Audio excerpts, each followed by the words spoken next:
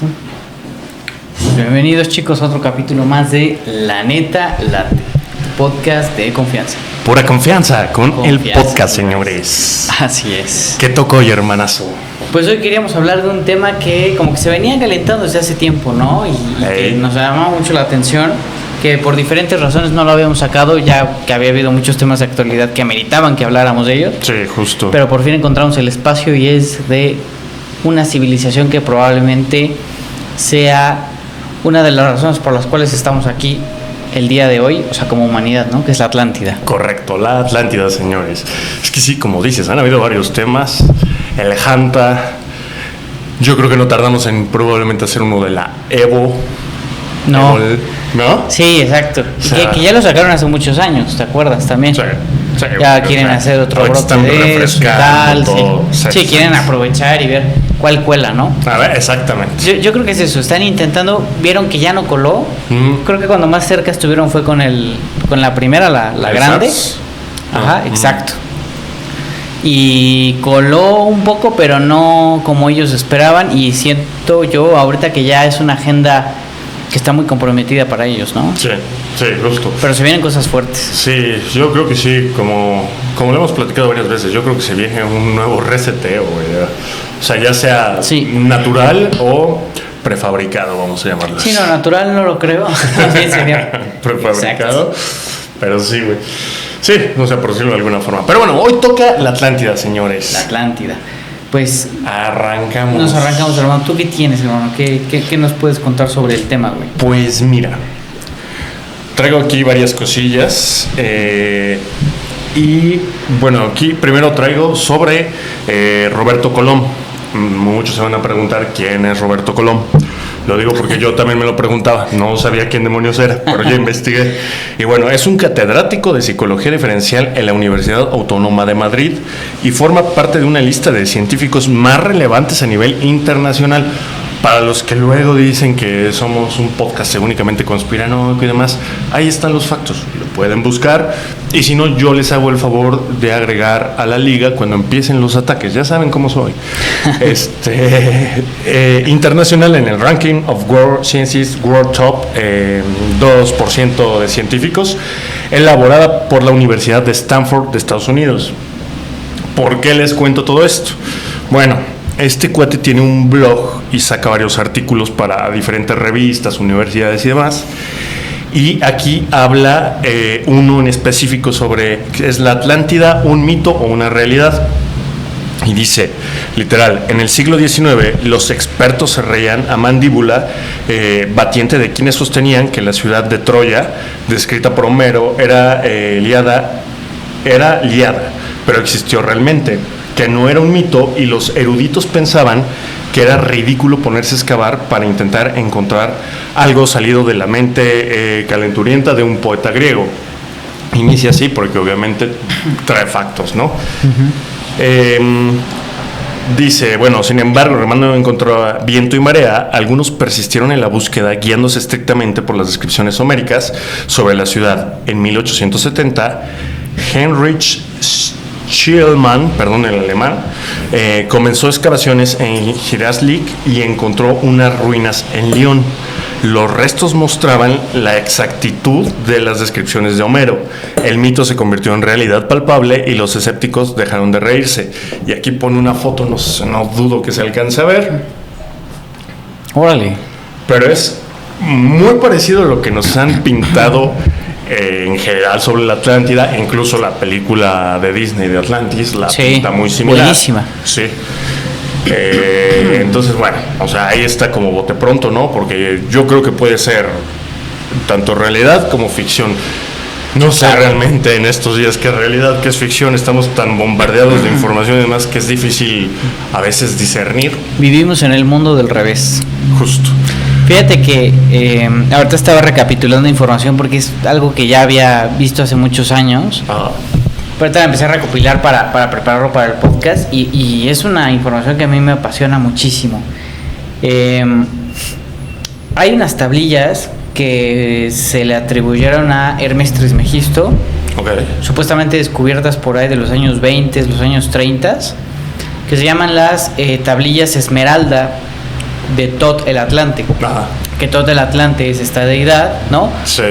Incluso de Egipto, que, bueno, se le atribuye que Hermes Trismegisto es la reencarnación de Tot.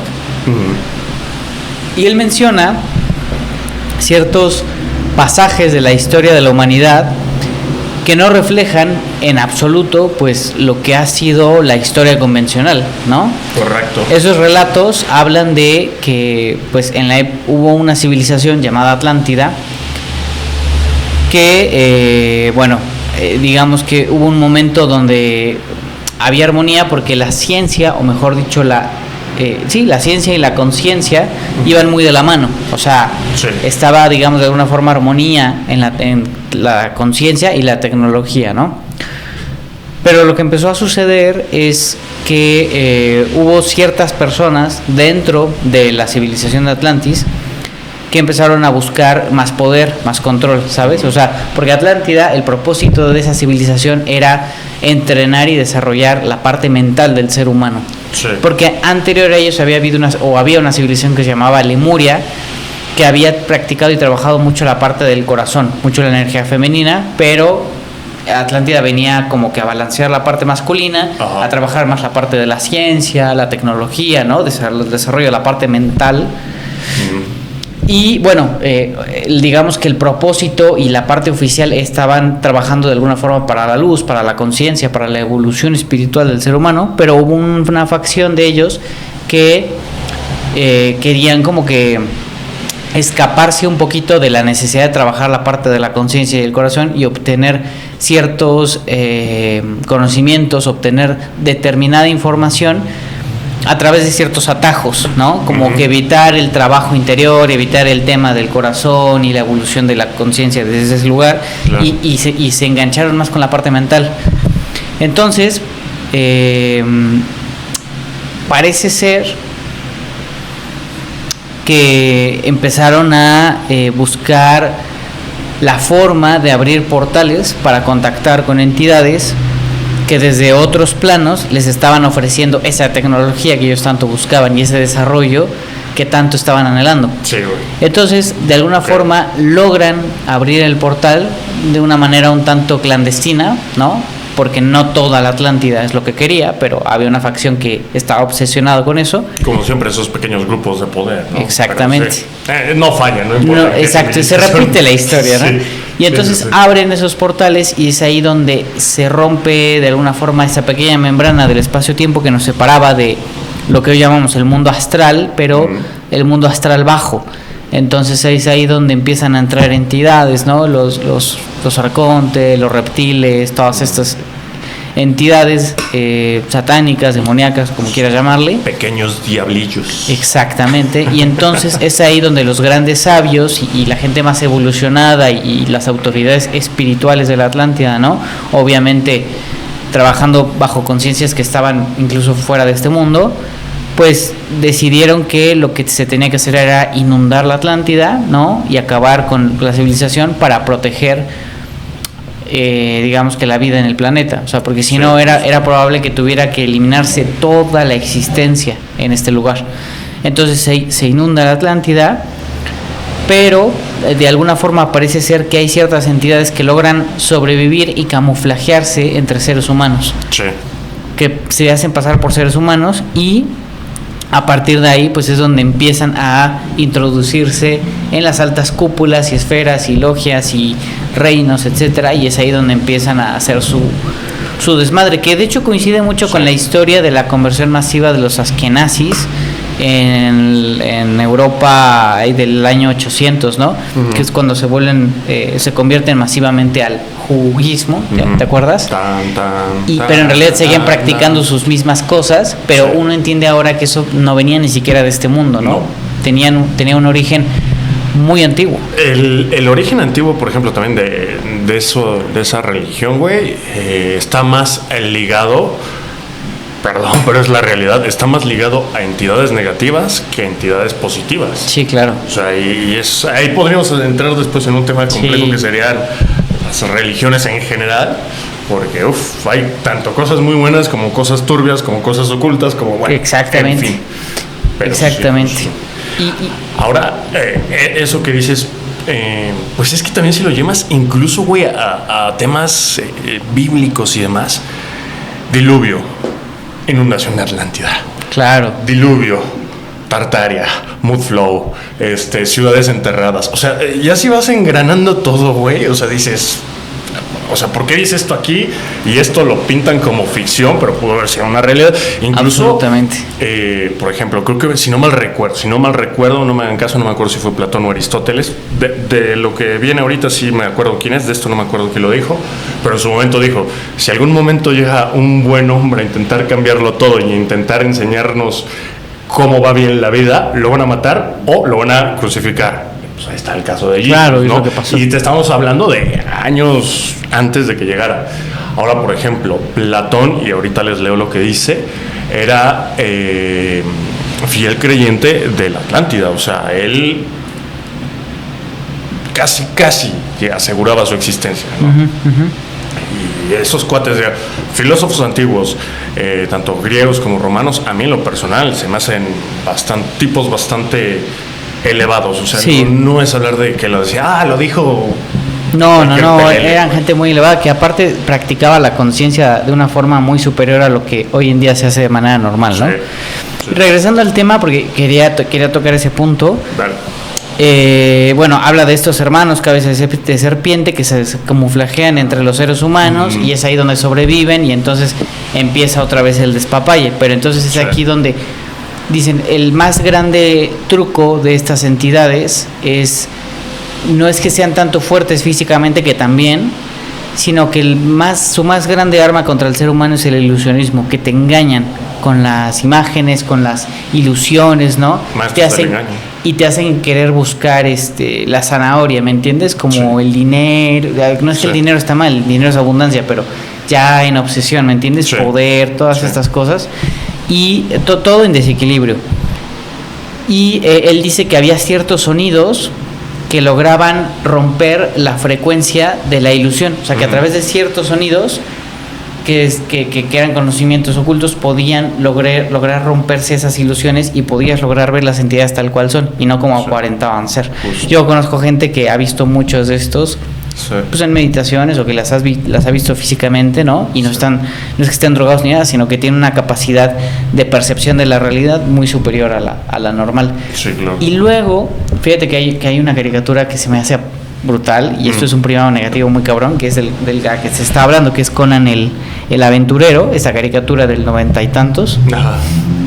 Bueno, resulta ser que el creador de esta serie pues estaba muy metido en todos estos temas. ¿En serio? Sí, ahora te voy a decir el nombre de quién era. Upa. Pero él habla de que en la época de la Atlántida hubo, digamos que un grupo de personas que quisieron acumular mucho poder y entonces abren portales y entran los cabezas de serpiente o los reptilianos, como se les quiera llamar, y o la gran serpiente, porque eran también hijos de Set, que eran hijos de la serpiente. Sí. Y entonces pues a través de la energía de todos los magos de luz o magos de la conciencia que en ese momento lograron como que encerrarlo y regresarlo a un portal, pero no fue el único al que lograron cerrar como al grande, ¿me entiendes? Y los pequeñitos, como sus lacayos, se quedaron aquí y lograron como camuflajearse entre seres humanos.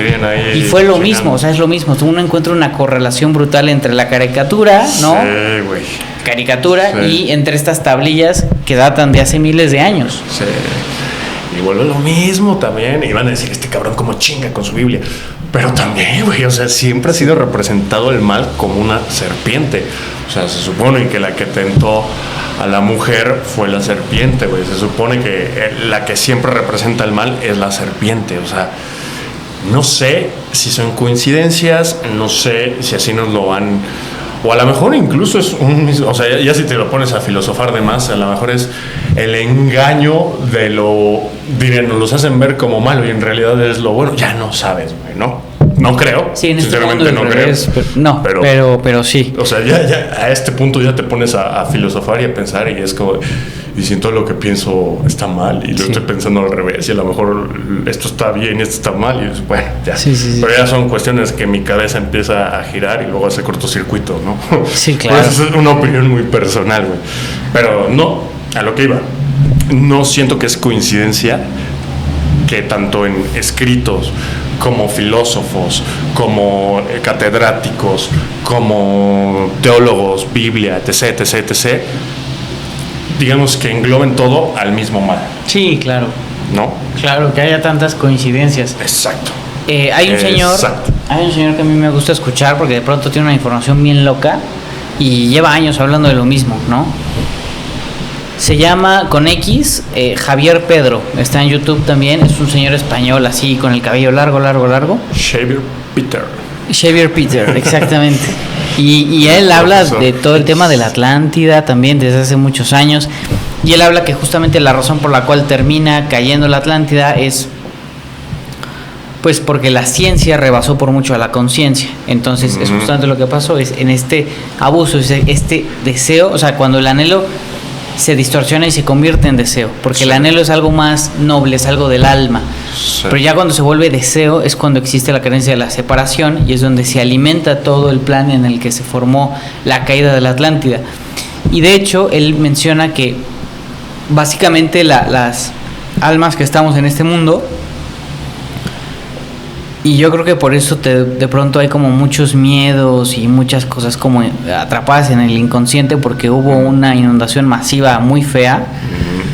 Por eso hay cierto temor a este tipo de cosas en el inconsciente porque siento, y es lo que él dice, ¿no? También que hay muchas almas que estuvieron en ese momento y que hoy toca vivir esta experiencia para poder sanar esa línea de tiempo, o sea, a través de cambiar nuestro presente, sanas también el pasado y logras romper esa barrera del tiempo y se vive una línea de tiempo en la que la Atlántida no se inundó.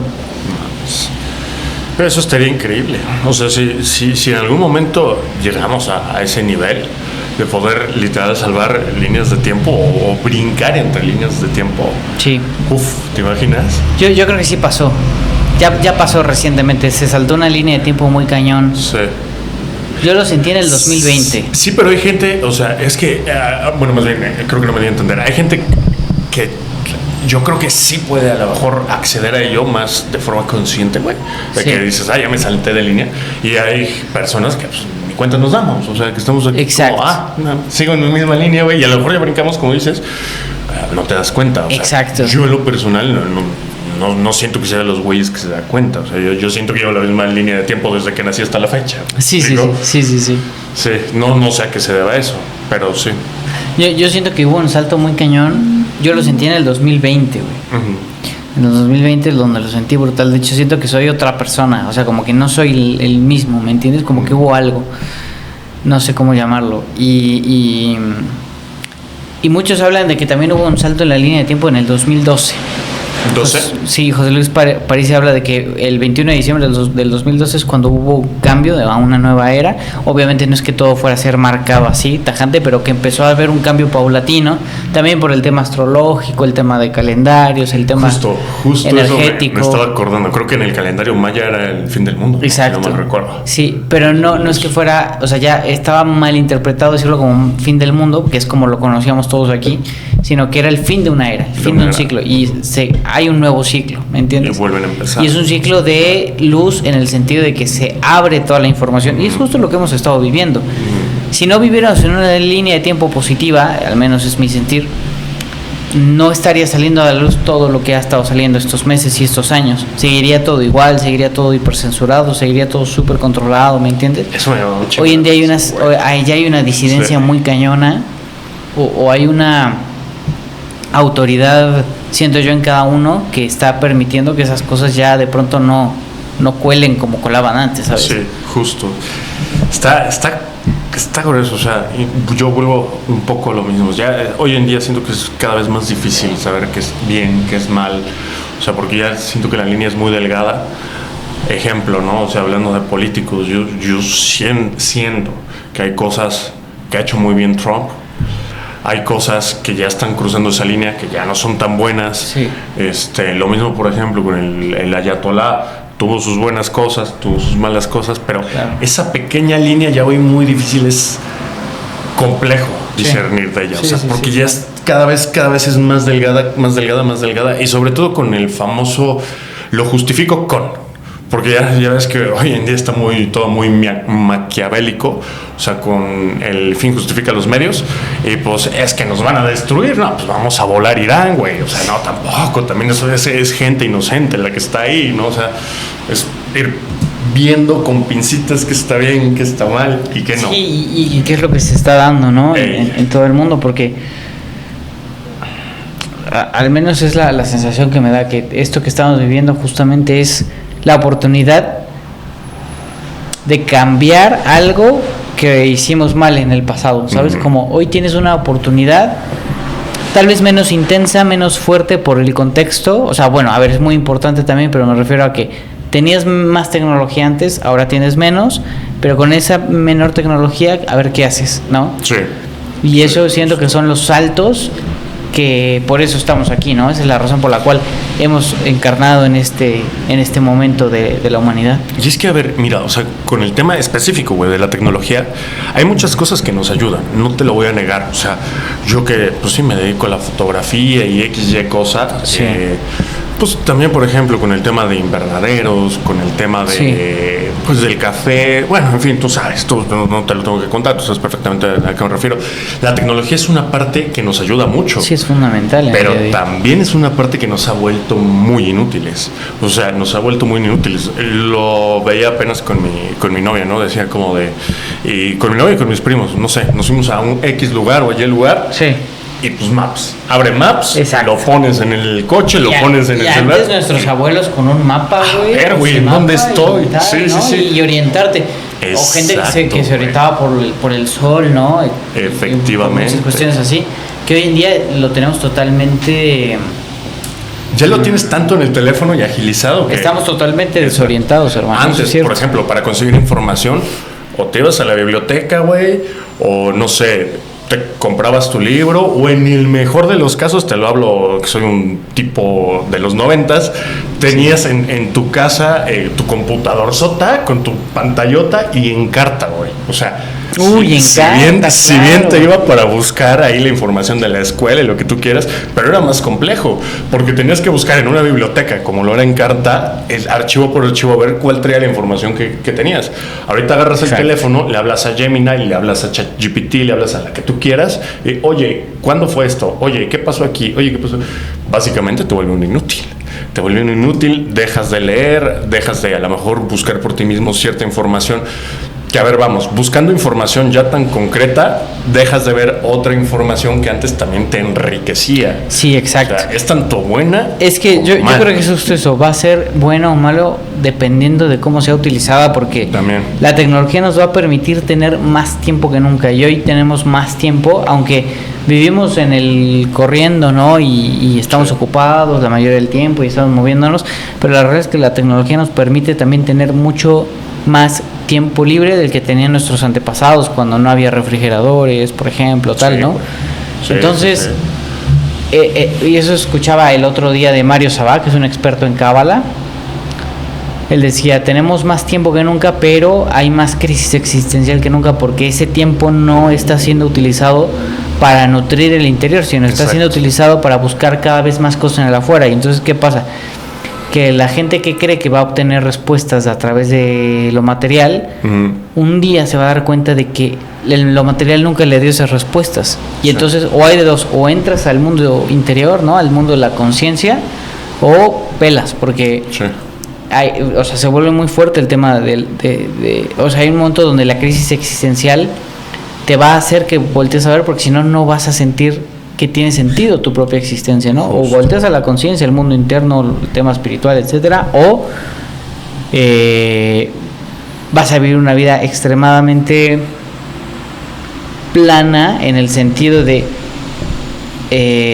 o sea, pensando que el nuevo coche es lo que te va a dar la respuesta que estás buscando, o comprar, si ya tienes una casa, 2 casas, pues vas a querer la tercera, ¿no? Y si ya tienes 4 pares de tenis, vas a seguir buscando hasta que tengas los 20 o los 30 pares, ¿no? Correcto. Y más viajes, más todo, hasta que hay un punto donde te das cuenta que realmente es eso, la materia no te va a dar las respuestas que estás buscando.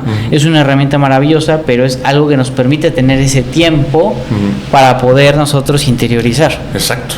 Para eso creo yo que sirve la tecnología. Sí.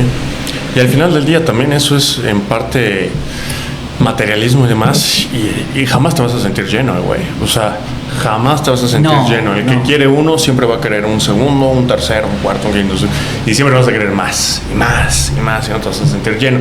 Y también yo creo que eso es parte del ego que en diferentes civilizaciones las ha literalmente hundido, porque es un tema de búsqueda de poder y poder y claro, poder. ¿qué es lo que nos está enseñando el tema de la caída de Atlántida? Eso, sí, ¿no? El exceso de búsqueda de poder, de deseo y de tal, todo afuera y todo afuera. Y entonces, ¿qué pasó? Que esta gente que quiso evitarse o salirse, ¿no?, de este trabajo interior espiritual, que era como el paso a paso para poder acceder a estados más profundos de conciencia, estos güeyes se quisieron saltar todo el tema del trabajo interior y acceder a esa tecnología a través de atajos. Justo. Aparte, mira, esa es una opinión muy personal, ¿no? Pero yo siempre he pensado, y te lo digo porque lo he visto en personas cercanas, las personas que más poder buscan o más poder adquieren, sea económico, sea político, porque al final del día el poder político también es importante, sea influyente o de... ¿cómo se llama? El famosos y demás, porque también es un tema de poder. Son al final del día parte de las personas más débiles, porque, o sea, yo siempre recomiendo un equilibrio. ¿Por qué, güey? Porque cuando ya llegas a cierto punto, lo que más siempre temes y lo que más débil te vuelve es el miedo a perder eso que ya adquiriste. Exactamente. El político que se quedó sin palancas, que se quedó sin compadres, que ya lo extraditaron a Estados Unidos o lo que sea, cuando lo pierde, cae y se queda solo, güey, porque son son como ratas, y cuando ya estás abajo, se hacen el feo entre ellos, se olvidan de los amigos, los avientan, los dejan y demás. Lo mismo con el poder económico, güey. Te llegas a cierto punto que temes perder esa lana, pierdes amistades, pierdes familia. Claro. Sigues a lo mejor generando, pero no sales de viaje, no disfrutas tu lana. En pocas palabras, te pudres y te mueres con lana que nunca disfrutaste y perdiste a tu familia por eso. O sea, son muchas cosas. Sí. Por eso te digo, hay que tener, cuando llegues a cierto nivel o logras adquirir cierto nivel de poder, siempre tener mucho cuidado, porque eso puede ser o tu fortaleza o tu debilidad al mismo tiempo, depende cómo lo veas. Sí, claro, a ver, al final es lo que ya sabemos, ¿no? Apenas hablaba con una persona que acaba de perder a un ser muy amado y nos recordamos, ¿no?, un poquito de este tema de está bien obtener cosas que te dan satisfacción en la vida, está bien proponerse metas, está bien querer crecer en todos los ámbitos, eso está chido, está bien, no tiene nada de malo. De hecho, yo lo promuevo, pero aquí el tema es hasta dónde es el punto, ¿no? Y entender que no te llevas nada. O sea, lo único que te llevas es... Perdón, güey. Que vamos a tirar a nuestros queridos amigos. No te preocupes. Que lo único que te vas a llevar es tu estado de conciencia. O sea, la conciencia que lograste crecer en el ratito que estuviste en este cuerpo. Porque no te vas a llevar ningún coche, ninguna casa, ni nada. Nada. Solamente las experiencias, y al final sí pueden llegar los remordimientos de chin, ¿cómo es posible que haya dejado de hacer tantas cosas por este tema que hoy en día ya no representa nada importante en mi vida, ¿no? Por ejemplo. Lo mejor siempre, para mi punto, es el equilibrio. Exacto. O sea, nunca dejes de trabajar por lo que quieres, por lo que sueñas, por lo que buscas. Tampoco te obsesiones. O sea, busca un equilibrio. No dejes de darte ese gusto. Si te lo puedes dar, date ese gusto. No te obsesiones con hacer más. O sea, sí, genera, procura y demás, pero que no sea tu único chip. Porque también dicen, mientras más buscas algo, menos lo atraes, compadre. Eso también, y así trabaja el universo. Pero en general. Y a lo mejor algún día lo obtienes y te das cuenta que te sientes igual de vacío.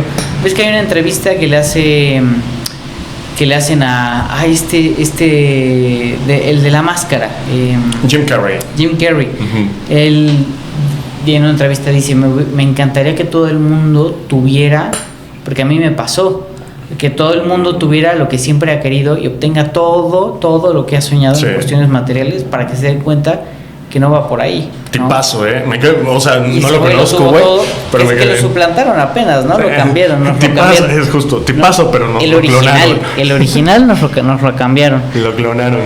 Entonces, pues al final creo que todo lo que puedo reducir al tema de la Atlántida es eso, ¿no? Más allá de, a ver, evidencias de que existió son brutales, ¿no? Y cada vez se encuentran más cosas y tal. Ahorita vamos, si quieres, a ese tema, sí. Pero creo que la enseñanza, o sea, más importante sobre debatir si existió, si no existió, porque obviamente existió, pero más importante que eso es entender para qué existió la Atlántida y para qué estamos recordándola, y que tiene que ver con nuestra propia existencia, o sea, qué relación guardamos nosotros, ¿no? Y particularmente Occidente con la Atlántida, porque el Occidente es el que está más atrapado en el tema del deseo, sí, y el consumismo vorágine. Uh-huh. Y otro punto importante que también yo tocaría es el por qué toda la vida han negado la existencia científicamente, porque vamos, científicos siempre, o sea, lo que no les conviene que sepas, güey, obviamente lo niegas, ¿no? Claro. Y a todos, bueno, cada quien tendrá su opinión, pero yo se las dejo como, piénsenlo, porque a lo mejor Platón aseguraba de su existencia, y tú, mi amigo único y diferente, crees que no, ¿no? O sea, por algo debe de saber Platón, a lo mejor un poco más que tú. Yo diría, pero cada quien, ¿no? A mí me gusta tirar nada más, pero sí. Y no es, o sea, nada más es como investigar un poco y adentrarse un poquito en el tema, o sea, la evidencia es demasiado como para ignorarla. Sí. Mira, así que vamos a eso. Además, mira, justo este cuate, el que te digo, Roberto Colom, dice, siguiendo con la lectura, dice, hace ahora más o menos 3 años que publiqué un post en su página, comentando un documental de la cadena televisiva National Geographic sobre la búsqueda de la Atlántida en el sur de España, concretamente en las zonas del Parque Natural Doñana. Y dice, vuelvo a cargar consecuencias de un reciente intercambio en las redes sociales. Es un documento apasionante en el que se enumeran las pruebas que apoyan a la Atlántida, que pueda estar enterrada en un lugar que coincide con la detallada descripción del filósofo Platón. Uh-huh. Único documento histórico que se refiere a esa civilización con ese nombre. Dice, algunos ejemplos. Dice, 1. La datación de carbono 14 sobre los objetos encontrados en la marisma encajan con las fechas esperables, o sea, lo que planteaba Platón. 2. Hay pruebas sobre la existencia de un puerto de aguas profundas en la región que penetraba hasta el centro de la marisma. 3.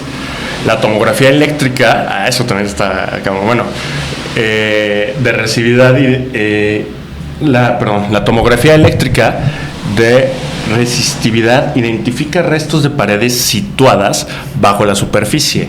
Número 4. Se ha identificado una capa de metano, un gas creado por la materia orgánica que quedó sellada en una profundidad de entre 6 y 9 metros bajo la superficie. La flora y la fauna y los habitantes de esa región pudieron quedar atrapados a consecuencia de un final catastrófico, posiblemente un tsunami. Sí. Número 5. Justo eso que dijiste, ves que cuando estamos antes de entrar a cámaras, sí, dije, wow, sí, era porque estaba leyendo esto, güey. Sí. Pero bueno, dice, número 5. Hacia el interior de la península, por ejemplo, las excavaciones de Cacho Romano, se pueden encontrar ciudades rituales que podían ser una reproducción de la ciudad Atlante, lugares de los que los supervivientes crearon un recuerdo de su perdida civilización. Y aquí está la foto, no sé, dudo que se alcance a ver, pero bueno. Si no saben qué, igual y dejo la liga porque viene directamente de eso, ¿no? Ajá. Y este cuate no lo conocía, pero es un top, ¿eh? Ya les leí quién es, para que no haya la cachuchita la bolsearon. Sí, investiguen y chequen sus documentos. Hay, por ejemplo, algunas joyitas también. Hay un escritor, creo que su libro es El ocaso de los dioses, algo así. El secreto, las huellas de los dioses, algo de los dioses, no recuerdo qué, las huellas del secreto, algo, que es Graham Hancock. De hecho, él es entrevistado varias veces en canales o programas o plataformas como Gaia, que hay que tener mucho cuidado, con muchas pinzas lo que te enseña Gaia, pero él habla mucho también de todas estas cuestiones, ¿no? Civilizaciones ocultas, un origen de la humanidad mucho más cósmico, loco, que el reduccionista del oficialismo, ¿me entiendes? O sea, el Big Bang, ¿o a qué te refieres? Sí, claro, mucho más que eso, ¿no? Okay. Que no somos, porque digamos que lo que buscan es que te hagan creer que tú eres un producto de la casualidad y que eres un bichito que está en un universo infinito, ¿no? Y es una bolita así microscópica de vida y todo lo demás casi no hay una vida inteligente como tú para que te sientas solo, para que te sientas aislado. También es una cosmovisión, una manera de entenderte dentro del universo que te va a hacer vibrar de una forma determinada, que es lo que ellos buscan también. Sí. ¿No?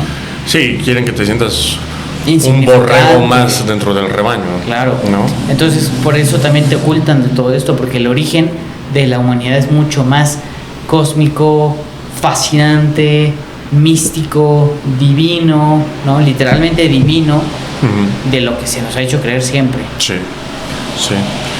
Pues mira, yo creo que ese sería un tema todavía más complejo de abordar, güey. Y yo no sé cómo es que existimos, yo no sé cómo es que nos desarrollamos, no me encuentro una explicación lógica, una explicación a lo mejor lógica, si lo quiero ver desde cierto punto de vista para el origen del universo en general, bueno, no de un universo, de un chingo de universos, podría ser un Big Bang, pero igual que tú, yo pienso que es algo más allá, güey, o sea, a lo que voy, porque luego le doy muchas vueltas a las cosas, es ¿qué demonios originó ese Big Bang? En pocas palabras, ¿qué fue lo que creó todo eso, no? Claro. Pero bueno, o sea, ya es un tema todavía más profundo y bota. Ahí sí está complejo de abordar. Pero bueno, eso es lo que tengo de Robert Colom. Está muy cañón, ¿eh? Está bueno, ¿no? Yo también encontré un poquito más de información por acá. Déjame, la encuentro. ¿Tú tienes algo más? Sí, pero si quieres, dale. Sí, porque mira, ya esta información está un poco más genérica. O sea, la verdad esta me gustó mucho, la de Robert Colom.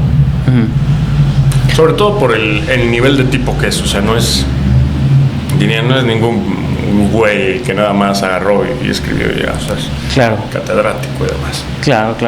Mira, yo lo que encontré también de Javier Pedro, de este que les hablo, el español, que es justamente también habla de eso, de dos facciones en la cúpula, las cúpulas del gobierno del Imperio Atlántida. Unos que estaban más por el tema de la conciencia, la evolución orgánica, ¿no? Y otros que justamente lo que querían era esto. Entonces se ve que hay unos invasores o hay unas entidades que llegan de otro lado que piden refugio porque parece ser que su planeta es destruido. Entonces esta facción mental de la Atlántida les da alojamiento, a cambio de tecnología. Se quedan en ciertas tierras, pero a cambio de tecnología que ellos tenían. Y se ve que construyen una máquina que empieza a generar fallas y es de ahí donde se empiezan a abrir estos portales. Y estos seres no tenían código fuente del alma humana basada en el corazón y el amor de la memoria, sino en una mente fría, hipercalculadora y puramente cerebral, que por eso se le llama también cerebro reptiliano. Se le conoció en los mitos antiguos como los hombres serpientes. Su mayor peligro no era su fuerza física, sino su capacidad de ilusionismo. Utilizaban magia mental o tecnología sutil para proyectar una apariencia humana y se infiltraban en las cortes de los reyes y sacerdotes. Asesinaban a los líderes reales y tomaban su lugar para subyugar a la humanidad. El mito dice que su magia no era perfecta. Había ciertas palabras sagradas o frecuencias de sonido que rompían la ilusión óptica, revelando su verdadera y repulsiva cabeza bajo la ropa real. Y bueno, pues todo el tema de la serie de la que les platiqué, de la de Conan el aventurero, pues también empieza a hablar de esto y cómo por eso construyeron pirámides, para crear portales, para que pudieran entrar estas cosas. Y lo que hemos comentado en anteriores, güey, en Egipto, en Babilonia, en Tartaria, en un chorro, ¿no? Vaya. ¿Cómo adquieres ese nivel de tecnología? ¿Cómo adquieres ese nivel de conocimientos de arquitectura, güey? ¿Cómo adquieres ese nivel de 80 cosas? Claro. O sea, que no me vengan a salir con la mamá. Que literal con carretillas, güey, de paja en ese tiempo llevaban los ladrillos para construir esas pirámides tan perfectas, porque eran pirámides perfectas. Y alineadas con ciertas, ¿cómo se llama?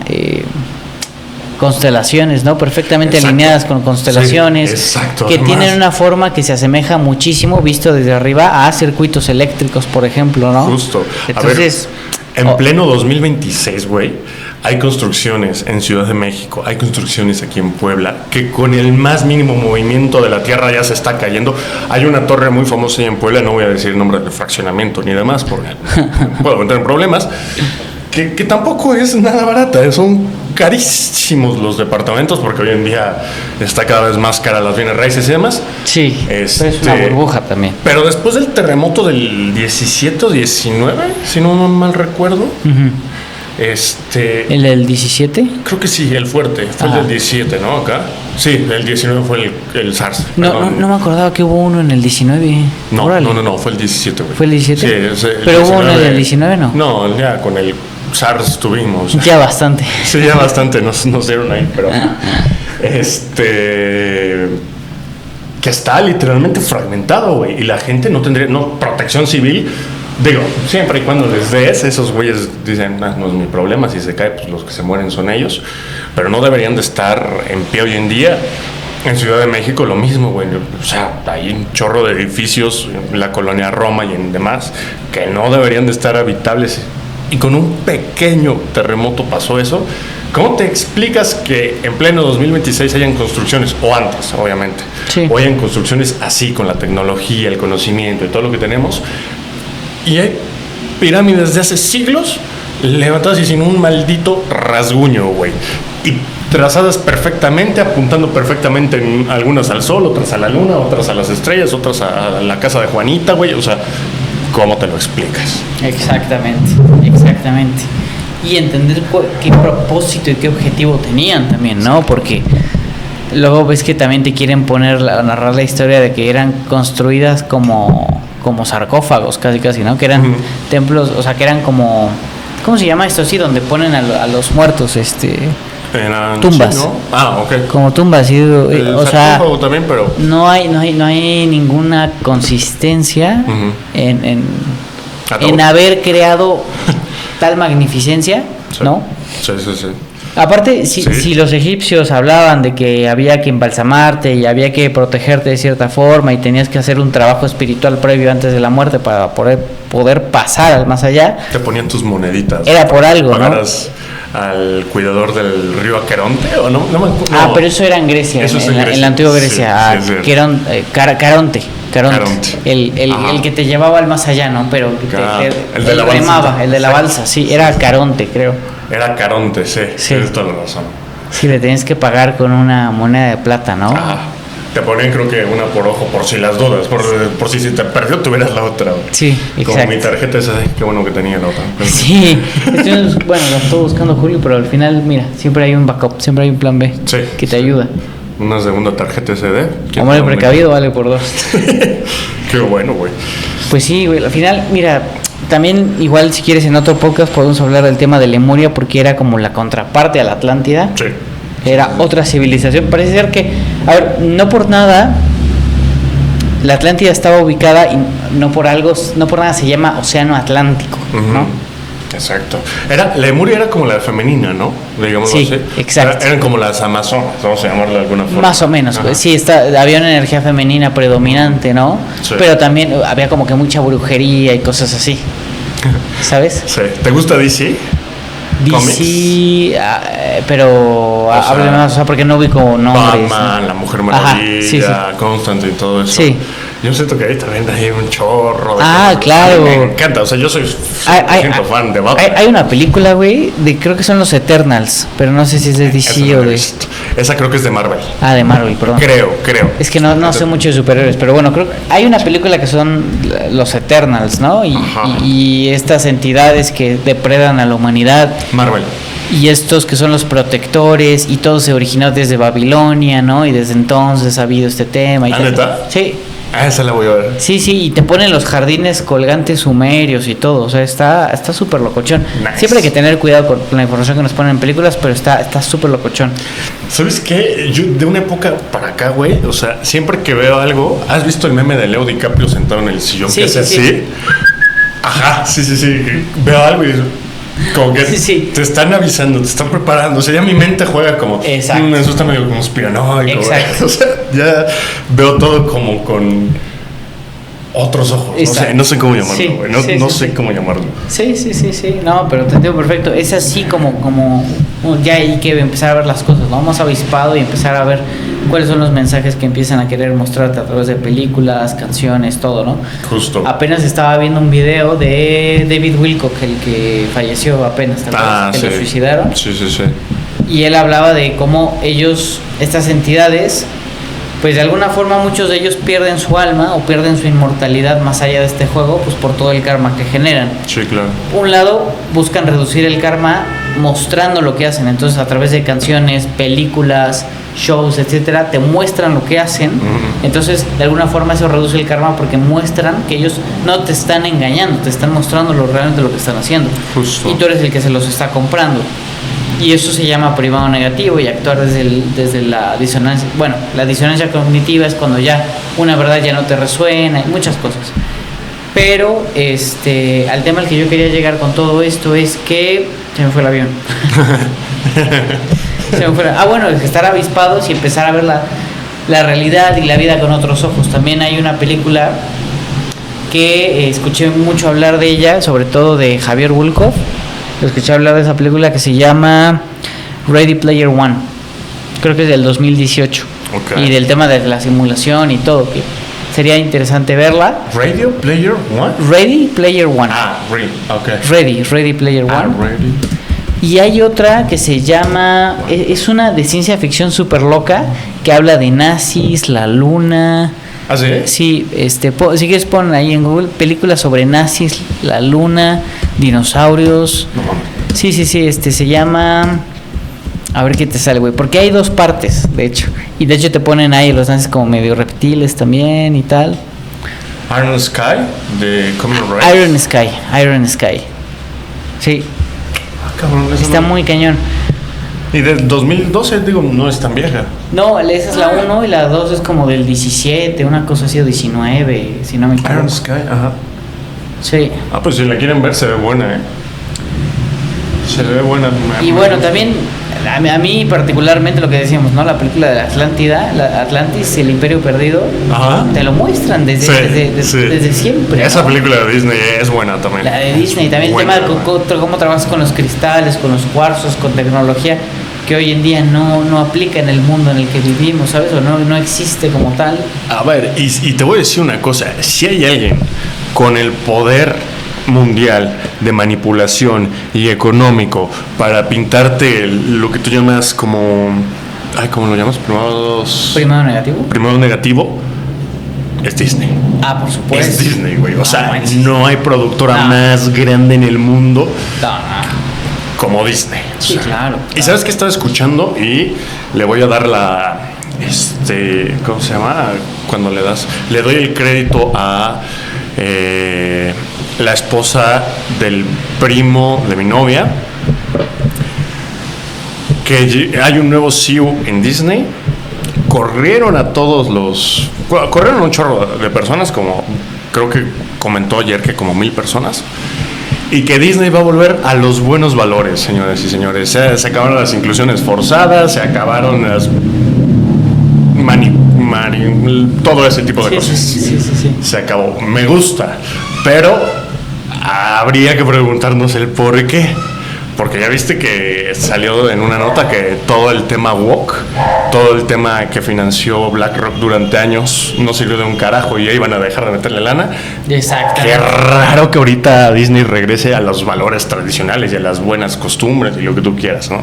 Pero bueno, ahí dejo ese dato como de pronto porque me llamó mucho la atención y me agradó escuchar. No, siempre tomar todo esto con pinzas, el cuestionamiento constante, ¿no? A todo y a todos. El discernimiento sobre... Hay una frase que me encanta que decía Buda, ¿no? Cuando empezaban a hacer cosas raras los que se le llaman sus discípulos, él les preguntaba, ¿quién mueve tu lengua cuando tú hablas? ¿No? Entonces él como que cuestionaba mucho eso, ¿no? ¿Desde dónde haces las cosas? Desde la conciencia, desde un anhelo genuino, ¿no? Desde el amor. desde una intención bondadosa, ¿no? Desde una intención de querer crecer, o lo haces desde el miedo, lo haces desde el deseo, lo haces desde la venganza, ¿no? Lo haces desde el querer encajar, ¿no? Y eso es una búsqueda de aceptación, por lo tanto tú no te aceptas a ti mismo, ¿no? Entonces él cuestionaba constantemente eso. Entonces ahorita más que nunca es eso, cuestionarse desde dónde vivimos, y obviamente es normal que empiece a generarse también un cuestionamiento hacia lo de afuera. Y bueno, yo creo que al final Atlántida, justamente el mensaje y el objetivo de por qué estamos recordando un montón de cosas de la Atlántida es justamente eso, recordar que la ciencia tiene que ir de la mano de la conciencia, no pueden estar separadas. O sea, no puedes separar la mente del corazón, como no tienes que separar la ciencia de la conciencia tampoco. Tienen que estar encaminadas en un mismo propósito para un beneficio propio y común al mismo tiempo. Porque cuando tú beneficias a la comunidad, te estás beneficiando a ti mismo también. Correcto. Sí, muy cierto y muy sabio. Ahora, ¿quieres leo una más y cerramos? Perfecto. ¿O tienes todavía más de información? O un poquito más, pero creo que lo más importante ya... Ok, porque mira, aquí te tengo, para los que no sepan, porque más vale darle información por si las flies, por si hay alguien que no sepa bien qué es la Atlántida y piensa que únicamente es una película de Disney. Puede ser, ¿eh? Sí. Aquí dice tal cual: la Atlántida es una isla y civilización mítica descrita por el filósofo griego Platón alrededor del año 360 a.C. Dice, en sus diálogos, Timeo y Critias se relata que era una potencia militar y tecnológica avanzada que, tras ser corrompida por codicia, fue destruida por catástrofes naturales y tragada por el océano. Dice, en un recorrido visual sobre los orígenes de la leyenda y el misterio que rodea esta civilización perdida, y nos pone un video, no lo voy a poner, dice, el mito según Platón. Origen, la historia proviene de los textos del filósofo griego Platón. La ubicación, se decía que estaba ubicada más allá de las columnas de Hércules, en el actual estrecho de Gibraltar. Por eso ves que el otro güey también como que le buscaban eso. Bueno, en fin. Y dice, la ciudad, su capital era descrita como una metrópolis espléndida con anillos concéntricos de agua y tierra abundante vegetación y grandes riquezas naturales. El final, dice, tras intentar conquistar el mundo y perder el favor de los dioses, fue destruida y desapareció en el mar un solo día y una noche. O sea, madres. Básicamente, sí. Entonces, bueno, saquen conclusiones, aten cabos, busquen otras historias, busquen Tartaria, chequen la Biblia, hagan sus conjeturas. Lo dice Platón, algo debe de saber el filósofo griego viejito, algo debe de saber que tantos lo estudian y es la base para muchísimas cosas, pero así bueno. es. Fíjate que me estaba acordando también de un primero negativo que me pareció brutal. De hecho, la primera vez que vi esa película me impactó muchísimo esa escena. Me dejó muy marcado y después empecé a recordar, o sea, ¿por qué me impactó tanto? Pues claro, de alguna forma es también lo que nos están mostrando que pasó. O sea, porque también te muestran las cosas que han pasado, pero camuflajeadas. Sí. Hay una película que a mí me encanta que se llama Dune.